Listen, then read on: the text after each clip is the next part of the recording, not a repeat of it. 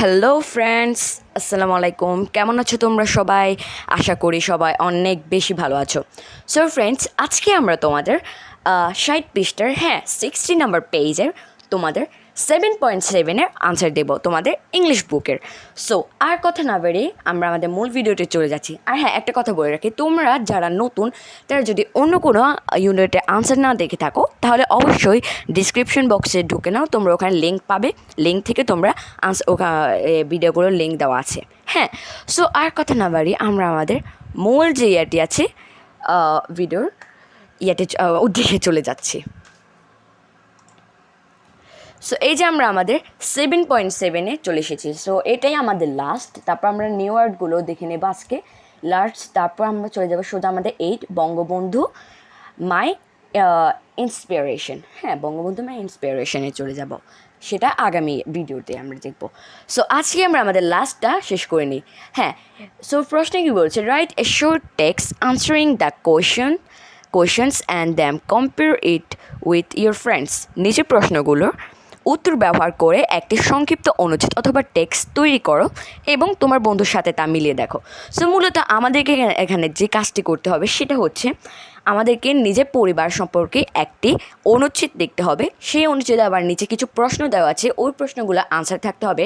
আবার অনুচ্ছেদ দিতে আমাদের মা বাবা আবার দাদা দাদি ওদেরকে বর্ণনা করার জন্য আমাদের কিছু অ্যাডজেক্টিভ সারণী দেওয়া আছে। ওই সারণীতে কিছু অ্যাডজেক্টিভ দেওয়া আছে, ওই অ্যাডজেক্টিভগুলো ব্যবহার করে আমাদেরকে তাদের মূল ইয়াটি বর্ণনা করতে বলেছে। যেমন আমরা এই যে আমাদের মিনাকেও যেমন এই যে describe Mina with some adjective in this situation.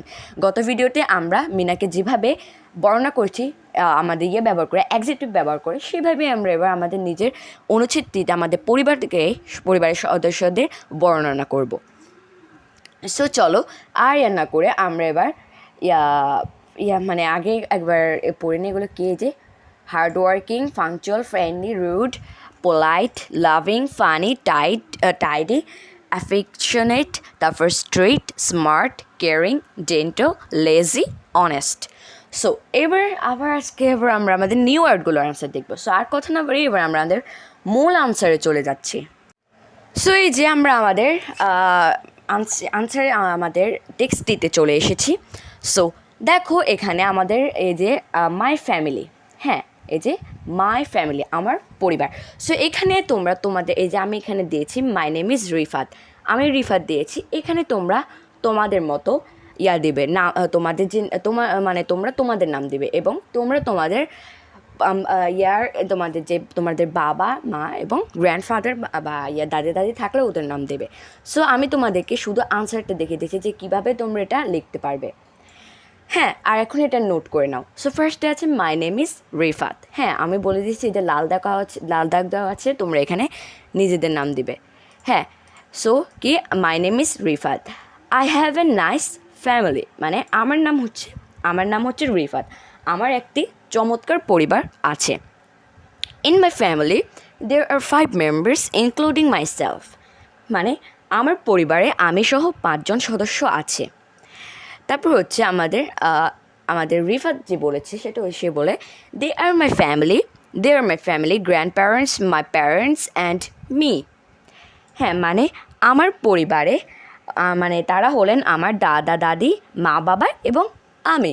তারপর হচ্ছে the name of my grandfather is Delwar Hossain, মানে আমার দাদার নাম দেলোয়ার হোসেন।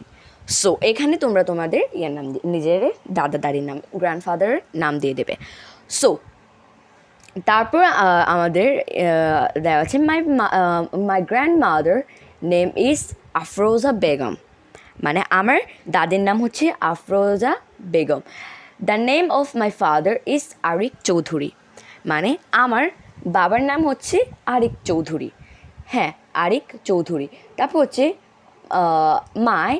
কী বলেছে, সো এই যে আমি এখানে ডাক দিয়ে রাখছি my mother name is Mahbuba Akter, মানে আমার মায়ের নাম হচ্ছে মাহবুবা আক্তার। সো তারপর হচ্ছে কী দেওয়া আছে my grandfather is a retired person now, but she is still very hardworking and honest, মানে আমার মানে আমার দাদা এখন একজন অবসরপ্রাপ্ত ব্যক্তি, কিন্তু তিনি এখনও খুবই পরিশ্রমী এবং সৎ। সো এই যে এখানে আমাদের তার দাদাকে, আমাদের রিফাত তার দাদাকে বর্ণনা করেছে। দেখো তার দাদা যে হার্ড ওয়ার্কিং করে সেটা, এবং তার দাদা যে সৎ সেটাও করেছে। সো আমি যে জায়গায় এই যে হলুদ দিয়ে মার্ক করে রেখেছি, এগুলো হচ্ছে আমাদের অ্যাডজেক্টিভগুলো দিয়ে বর্ণনা। হ্যাঁ, আমরা এখানে আমাদের রিফাত তার দাদাকে এখানে বর্ণনা করেছে যে তিনি পরিশ্রমী এবং সৎ। তারপর হচ্ছে he is also very caring, মানে তিনি খুব যত্নবান। সো এই যে এখানেও তাকে আবার বর্ণনা করেছে এই যে কেয়ারিং দিয়ে। হ্যাঁ, আমাদের সারণীগুলোতেও এগুলো ছিল। সো তারপর হচ্ছে মাই grand mother is affectionate, funny and polite, মানে আমার দাদি হচ্ছে স্নেহপরায়ণ, মজার এবং নম্র। সো এই যে এখানে সে তার দাদিকেও করেছে, হ্যাঁ, বর্ণনা করেছে, ডিসক্রাইব করেছে। সো এইভাবেই তোমরা এগুলো নোট করে নাও। তারপর হচ্ছে my father is a punctual and strict man, মানে আমার বাবা একজন সময়নিষ্ঠ এবং নিষ্ঠাবান ব্যক্তি। হ্যাঁ, নিষ্ঠাবান ব্যক্তি। সো এখানে সে তার বাবাকে বর্ণনা করেছে। তারপর বলা হয়েছে আরও একবার বর্ণনা করছে, সে বলেছে যে he is also very gentle, মানে তিনি খুব ভদ্র বটে। সো এখানে তাকে আবারও করা হয়েছে, ডিসক্রিপশন করা হয়েছে। তারপর হচ্ছে my mother is friendly, loving and smart. হ্যাঁ, মানে আমার মা বন্ধুত্ব স্বরূপ, তারপর প্রীতিপূর্ণ বলতে পারো, প্রীতিপূর্ণ এবং বুদ্ধিমতী। হ্যাঁ, স্মার্ট, বুদ্ধিমতী। তারপর হচ্ছে she is tidy as well, মানে তিনি পরিপাটিও বটে। হ্যাঁ, তিনি পরিপাটিও। হ্যাঁ, আমাদের টাইডি অর্থ বলতে পারো পরিপাটিও, তিনি পরিপাটিও। সো তারপর হচ্ছে আমাদের দেওয়া আছে এখানে আই হবে, এখানে হবে আই। সো আমি বলে দিচ্ছি। হ্যাঁ, এখানে হবে আই ট্রাই। এক মিনিট, আমি লিখে দিচ্ছি। I try to be honest, punctual and hard working.